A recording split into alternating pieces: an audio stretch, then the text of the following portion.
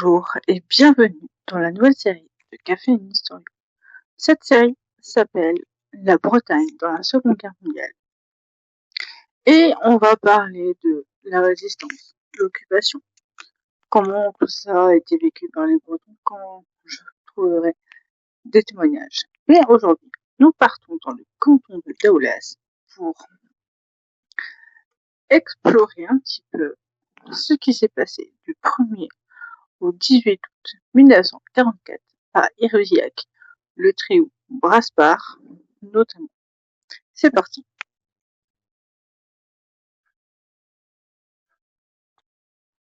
Donc, pour vous remettre un petit peu dans le contexte, la guerre est déclarée en 1939 avec Monsieur H en Allemagne.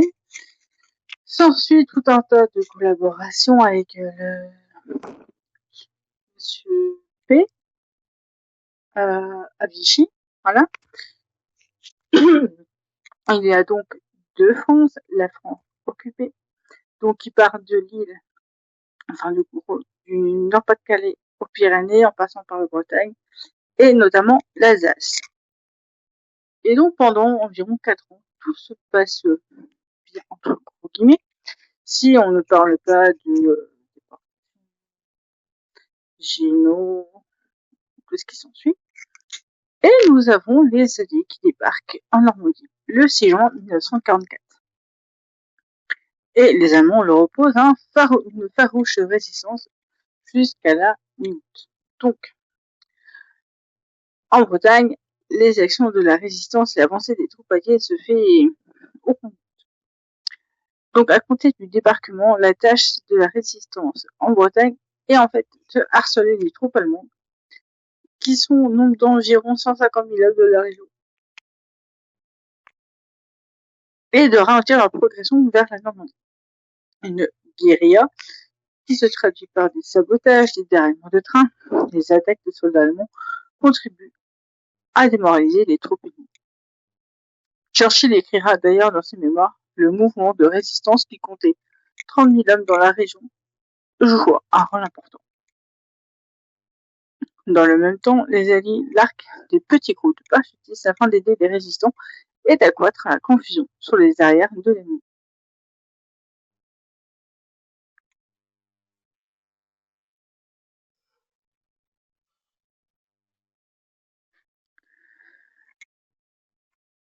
Les Allemands, qui sont extrêmement nerveux, et on peut le concevoir parce qu'en fait, il faut savoir que dans leur mentalité et de ce qu'on leur a vendu, un troisième Reich allait durer 3000 ans.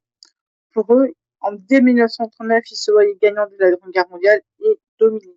C'est littéralement ce qu'on leur a fait croire, dominer le monde entier, notamment la France, qui voit une haine, un certain H voit une haine incompressible.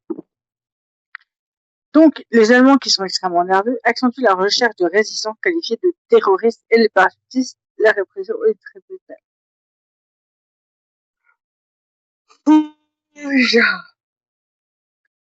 Alors, vous allez avoir des pauses, parce que je baille, je suis fatiguée en ce moment, j'ai beau dormir, je baille.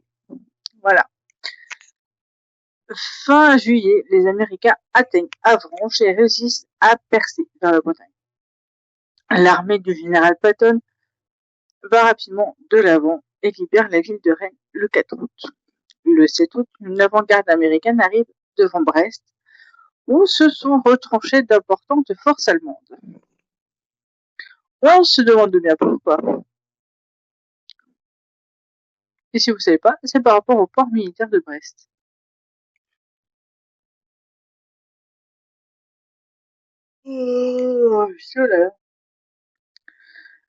La rapidité de l'avance américaine à Brest laisse en arrière des troupes allemandes. Celles-ci cherchent par tous les moyens à rejoindre Brest.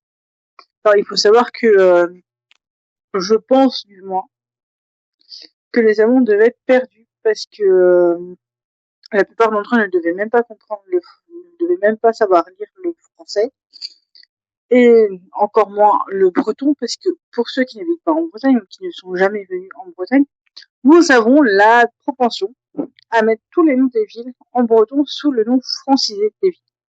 Donc, par exemple, pour Landerneau, C'est l'an dernier. On enlève le AU. Pour le Tréhou, c'est un Tréhouléon. Donc, il devait être perdu, mais à mon avis, Brest, enfin, franchement, Brest, en breton, ça reste Brest. Là, ils savent à peu près par où aller, mais je pense que s'il y avait des noms bretons, ils devaient être complètement paumés, les Allemands. Et après, j'y comprenais pas. C'était pas vraiment de leur faute, mais ils avaient des cartes, donc je pense qu'ils devaient pouvoir se diriger. Pour qu'on dise qu'ils cherchent par tous les moyens à rejoindre Brest, c'est qu'à mon avis, à un moment donné, ils se sont un petit peu plantés dans les plans et qu'ils se sont un petit peu paumés aux alentours de Brest. Donc la situation donne lieu à de terribles incidents. C'est ainsi, par exemple,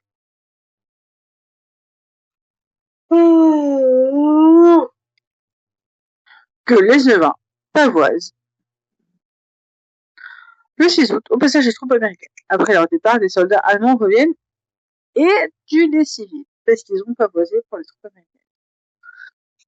D'autres graves incidents ont lieu à Saint-Paul-de-Léon, à Toulon, et j'en passe. Le 7 août, une colonne américaine progresse par le centre de Bretagne et atteint la région de Cizun-Comana, puis oblique vers Modivillo qui est libéré le 8 août. Alors maintenant, nous allons passer dans la situation dans le canton de Daoulas, ce qui nous intéresse vraiment dans cette vidéo.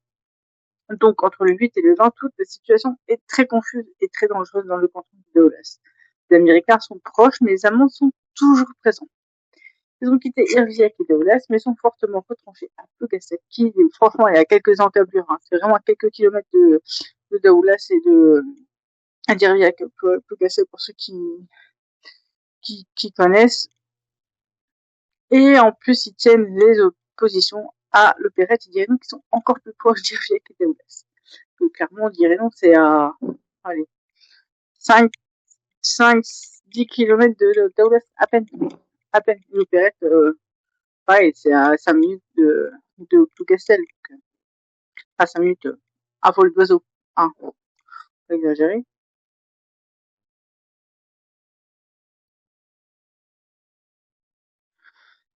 Donc, des groupes de résistants patrouillent dans le secteur et surveillent les routes. Plusieurs combats ont lieu pendant cette période.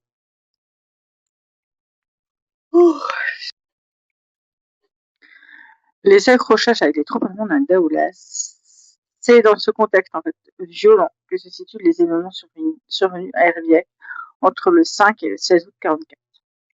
Il y a d'abord eu l'attaque du château de Kérizit, ou Kérizit, comment vous prononcez. Dans la nuit du 4 au 5 août, un groupe de 12 parachutistes français est largué dans la vallée de la Mignonne. Donc la Mignonne, c'est un affluent, enfin, c'est une petite rivière en fait qui passe par le Tréhou et tout ça, Irviac et tout. En fait, elle se jette il me semble qu'elle se jette dans les Landes, à hauteur de Runer, en Saint-Urbain. Commandé par le lieutenant Thomé, ce groupe a pour principale mission de désordonner par différentes actions des troupes allemandes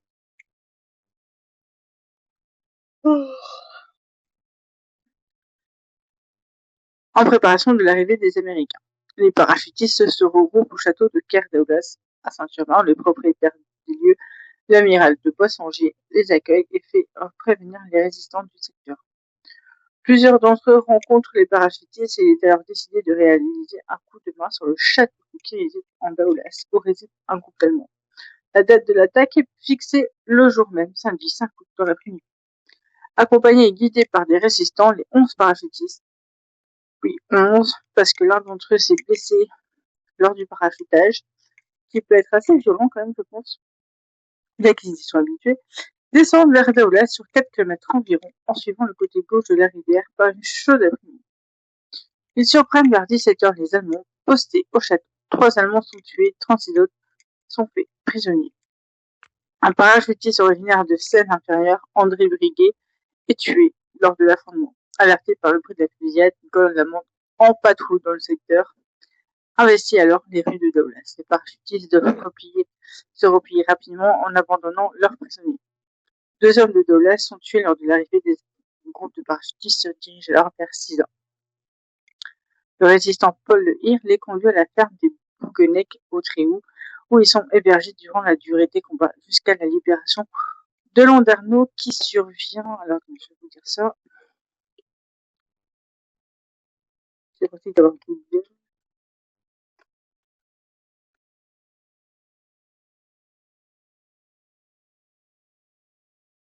Donc Landerneau a été libéré le mercredi 9 août 44. Les Allemands ont défendu de sortir jusqu'à 11h. En fait, ils étaient complètement partis vers 9h. Il n'y avait plus d'Allemands dans Landerneau. C'était donc la libération. Le 6 août, un dimanche, un Allemand en civil est arrêté sur le territoire de la commune. Il traverse le cours encadré par 2 résistants. Alors de sortie de la messe, il est amené à Le Tréhou, où se trouve le groupe de parachutistes considéré comme suspect et accusé d'espionnage. Il est tué le jour même. Donc nous allons passer aux événements à Irviac. Je vais parler de certains lieux-dits que moi-même je ne connais pas. Mais voilà, pour ceux qui ne savent pas où c'est, je vous inviterai à aller voir une carte de Irviac. Une brusque irruption des Allemands à Clécunan, un lieu-dit d'Irviac pour le coup. La journée du 7 août. Ce jour-là, les parachutistes ont quitté le village Le Tréhou pour d'autres missions. Le groupe de résistants d'Irviac était en état d'alerte permanente et un poste de guet est installé dans le clocher. On y observe les 7 et 8 août le passage de troupes allemandes venant de l'Est et se dirigeant vers Brest en suivant la voie de chemin de fer située ça sur le un des résistants part en observation vers Sizan, qui est à 5 km du Tréhou. Il revient en annonçant que les Américains se dirigent vers Brest par Sizan-Irviac. Les résistants décident alors de détruire les barrages anti-chars que les Allemands avaient fait construire sur route de Douglas à la sortie du pont. Il s'avère en définitive que les Américains sont allés vers Landivisiau, complètement à l'opposé. Vers 21h, les habitants du bourg sont alertés par une fusillade se produisant du côté de Clécunon. Très peu armés à cette date, les résistants décident de rester postés au bourg. Que se passe-t-il donc à Clécunon? Le soir du 7 août à Clécunon, vers 21h, un groupe d'une quinzaine d'amants fait brusquement irruption à Clécunon. Pourquoi ce village? Enfin, ce lieu-dit. Maintenant, c'est un lieu-dit, avant c'était un village. C'est pour ça que je préfère dire lieu-dit, parce que maintenant c'est un lieu-dit. Il se dit qu'un des parachutistes avait perdu lors de l'attaque du château de Kérisy. Une carte du secteur où le village de Clécunon était soulignée, probablement comme chemin de repli après l'attaque. Persuadés que les habitants du village ont aidé les parachutistes, les Allemands se livrent à une violente opération d'intimidation. Les rafales sont tirées sur les façades des maisons et dans les fenêtres, le feu est mis à une meule de foin. Dans le même temps, les Allemands font sortir tous les habitants des bâtiments sur la menace de leurs armes. Pierre Kemener, ou Kemener, 21 ans, employé chez un agriculteur, sort d'une étable derrière une autre personne. Esquisse-t-il un mouvement de repli? Un soldat lui tire rapidement, instantanément, une balle en pleine tête. Puis les Allemands ordonnent aux hommes du village, y compris une personne de 80 ans, de les suivre. Ils sont menés sur 300 mètres, un peu plus loin, à Croix-Didou et alignés devant le calvaire. Chacun pense qu'il va être fusillé. En fait, ils sont relâchés. Les Allemands les avaient probablement emmenés comme otages pour protéger leurs arrières par crainte de l'arrivée des parachutistes ou de maquisards. Les Allemands repartent alors dans leur véhicule.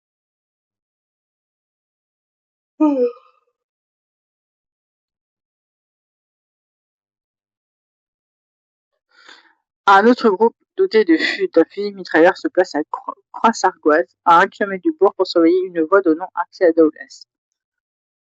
Quelques résistants disposant d'un véhicule vont se placer dans un but d'observation au carrefour de Croix-Garniel, situé sur la route du Tréhou, à 2,5 km du bourg. Commandé par Jean Passard, la compagnie Jean prend position, ainsi que d'autres résistants de part et d'autre de la route du Tréhou, approximativement entre l'actuel monument aux morts, la dernière maison située à gauche, avant le village de Rudény. Un groupe de résistants d'Irviac, posté à Ménez-Cléguer, est rappelé d'urgence, se présente au bourg vers 9h. Mené par Yves Léon, ce groupe est immédiatement dirigé vers la route du Tréhou. Juste au moment où il atteint l'emplacement de l'actuel monument aux morts, Yves Léon aperçoit au nord sur la route un engin blindé et les tirs débutent dès ce moment. Une partie de son groupe se disperse rapidement du côté gauche de la route alors que d'autres empruntent un petit chemin situé à droite. À ce moment, l'un d'entre eux, Jean Le Gall, est tué. Le combat. Le convoi allemand sur le qui-vive depuis le carrefour de Croix-Garniel l'a placé en tête les 2 engins blindés décorés aux couleurs américaines. Trompés par cette apparence, des résistants se découvrent et les blindés ouvrent immédiatement le feu à balles explosives. Face à une telle puissance de tir, des résistants mal dissimulés derrière les meules de blé cherchent à rejoindre la protection des talus, mais plusieurs sont fauchés par les tirs. D'autres, abrités par un talus, tirent sur les camions dépêchés. La plupart des Allemands sont cependant descendus des camions et cheminent sur le bas-côté de la route. La fusillade est intense de part et d'autre. 18 impacts de balles se relevaient sur une maison. Le combat est ponctué par les hurlements des Allemands et les cris des résistants. Dans un camion se trouvent les prisonniers et les otages capturés à Brasparts et au Trip. Il leur a été ordonné de s'allonger au fond des véhicules et de se tenir immobiles. 2 Allemands les surveillent étroitement. Ils sont pris lors du combat dans une ambiance affreuse marquée par des hurlements et des tirs incessants. Un des Allemands du camion est tué et son sang rejaillit sur un otage. L'autre garde est blessé et tombe du camion. L'engagement est bref, le convoi ne peut être bloqué. Il arrive ainsi au bourg. Juste avant le carrefour, un soldat lance une grenade dans une maison située sur la droite. Par miracle, aucun habitant n'est atteint.